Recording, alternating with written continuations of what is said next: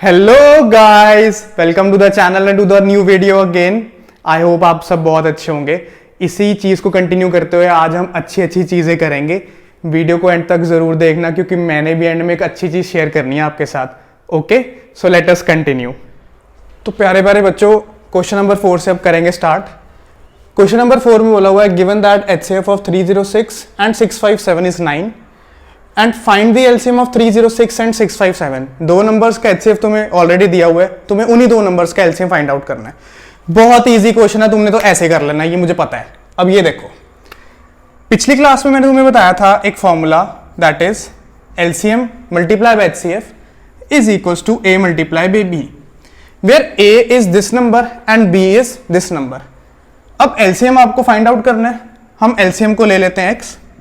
HCF आपको already 9 दिया हुआ है, उसकी जगह पे 9, A की जगह पे 306 और B की जगह पे 657। मुझे पता है मेरे स्टूडेंट्स ने तो ये बिना सॉल्व करे निकाल देना है। देखना अब कैसे क्या करेंगे। 306 और 657 एज इट इज, ये वाला 9 क्रॉस मल्टीप्लाई करके ले आएंगे नीचे। अब 306 और 9 कटते हैं, उसको काटते हैं। 3 3 जा 9, 3 1 0 2 जा 306, देन 3 1 जा 3, देन 3 34 जाइज 102। अब x की वैल्यू यहां से आ गई 34 मल्टीप्लाई बाय 657। जब आप इन दोनों को प्रोडक्ट करोगे तो इनका आंसर आएगा 22338। सो ये था 306 और 65 का LCM। ओके, अब चलते हैं क्वेश्चन नंबर 5 पे। क्वेश्चन नंबर 5 में आपको बोला है check whether 6 power n can end with digit 0 for any natural number n।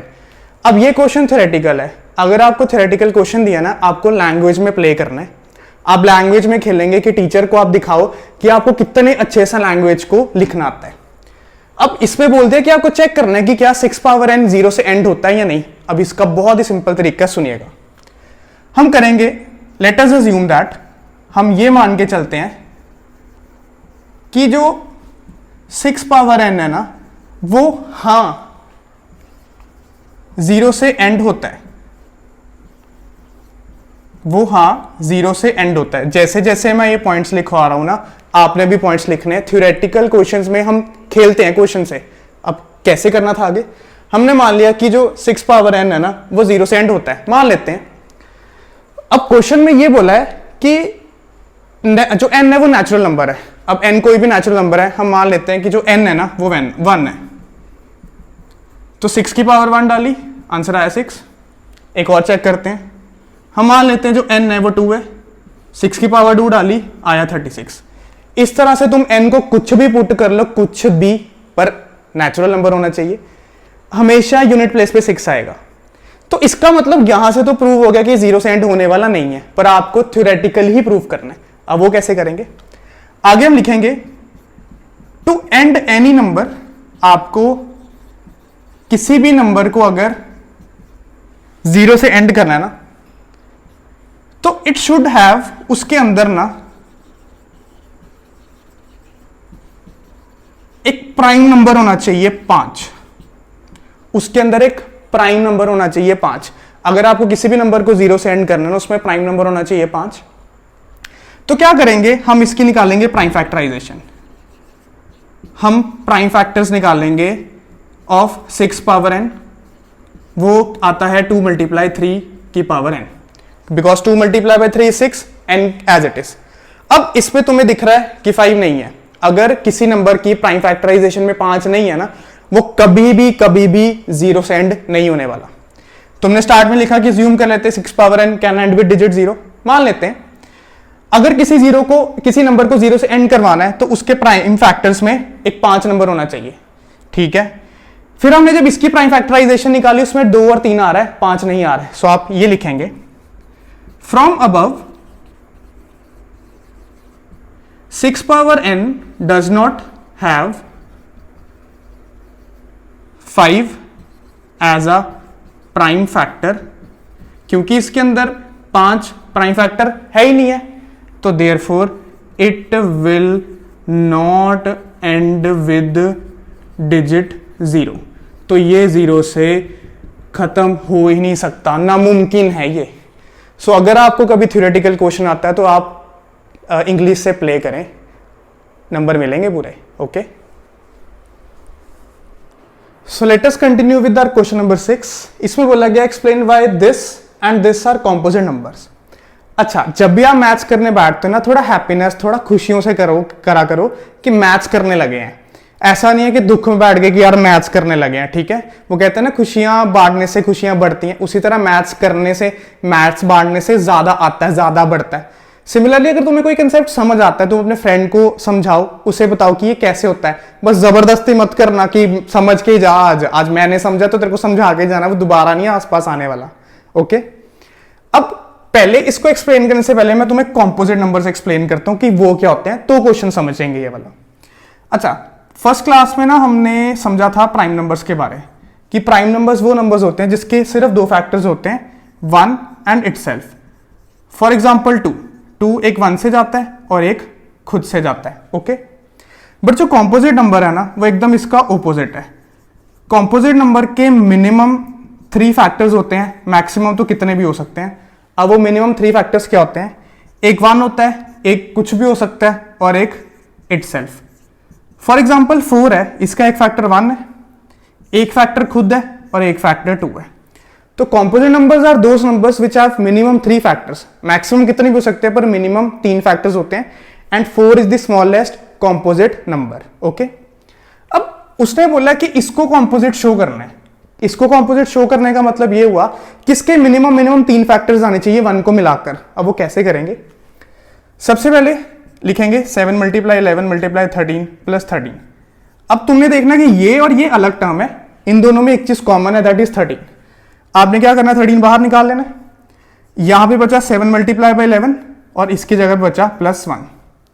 Now 7 multiply by 11 is 77 and 77 plus 1 is 78। अब 78 आ गया, ये लोएस्ट फॉर्म में नहीं है इसकी, मतलब ये इसके फैक्टर्स बन सकते हैं। अब 78 के फैक्टर्स अगर बनाए तो आएंगे 78 2 पे आता है, देन 39 3, देन 13, और 1 हम डाल देंगे खुद से। अब now you can see that 13 इसका फैक्टर आ रहा है, 2 इसका फैक्टर आ रहा है, 3 इसका फैक्टर आ रहा है, और 1 इसका फैक्टर आ रहा है। यानी मिनिमम 3 फैक्टर्स तो आ ही रहे हैं, इसमें 3 से ज्यादा, इसका मतलब ये कॉम्पोजिट होता है। अगर 3 या 3 से ज्यादा फैक्टर्स आ जाए तो वो एक कॉम्पोजिट नंबर है। ओके, अब बारी इसकी 7 multiply 6 multiply 5 multiply 4 multiply 3 multiply 2 multiply 1 plus 5। ये एक अलग टर्म है, प्लस ये अलग टर्म है।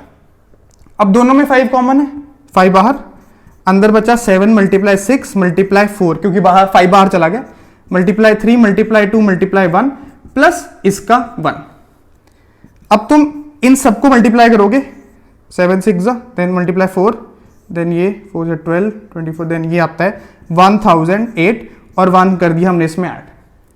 अब 1008 प्लस 1 बनता है 1009। Now 1009 is a prime number, तो इसका मतलब ये आगे ब्रेक डाउन नहीं होगा, तो इसके साथ हम लगा देंगे एक 1 खुद से, बिकॉज ये पूरा नंबर सॉल्व करने के बाद 1 भी आएगा, ये खुद भी आएगा, और एक एडिशनल फैक्टर भी आएगा।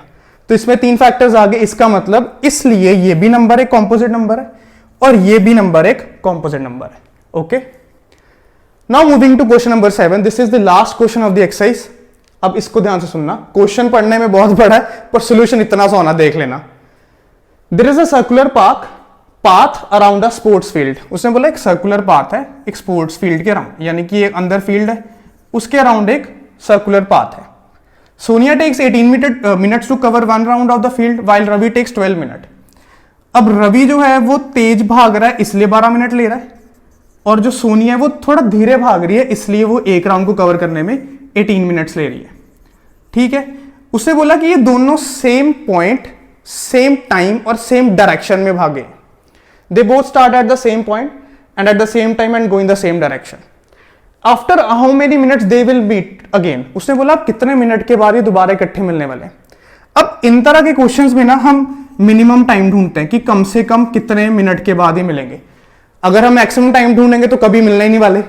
तो मिनिमम टाइम का मतलब होता है, इसमें हम फाइंड आउट करते हैं एलसीएम। अब पता कैसे चलेगा एलसीएम का?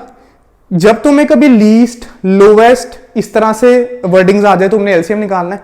जब तुम्हें ग्रेटेस्ट, हाईएस्ट, लार्जेस्ट आ जाए तो आपने एचसीएफ निकालना है।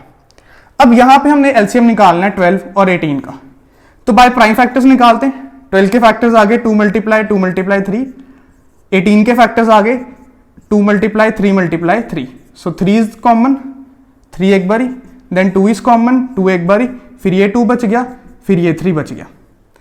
Now 3 to the 6, 3 to the 6, 6 multiply by 6 is 36 minutes. इसका मतलब है अब से ये 36 मिनट्स के बाद दोबारा मिलेंगे। ओके, मान लो वो ये बोल देता कि 36 मिनट में रवि कितने राउंड लगाता और सोनिया कितने राउंड लगाती, तो आपने सिंपली क्या करना था, 36 को आप 12 से डिवाइड करते तो रवि 3 राउंड्स लगा लेता, और 36 को आप 18 से डिवाइड करते तो सोनिया 2 राउंड्स लगा लेती। ओके, अभी ना मैं तुम्हारे साथ एक क्वेश्चन पेपर, मतलब एक मैंने खुद से बनाया, वो शेयर करूंगा, वो क्वेश्चंस आप ट्राई करना, फिर उसके हम सॉल्यूशंस नेक्स्ट क्लास में डिस्कस करेंगे। ओके, अभी शेयर करूंगा मैं तुम्हारे साथ,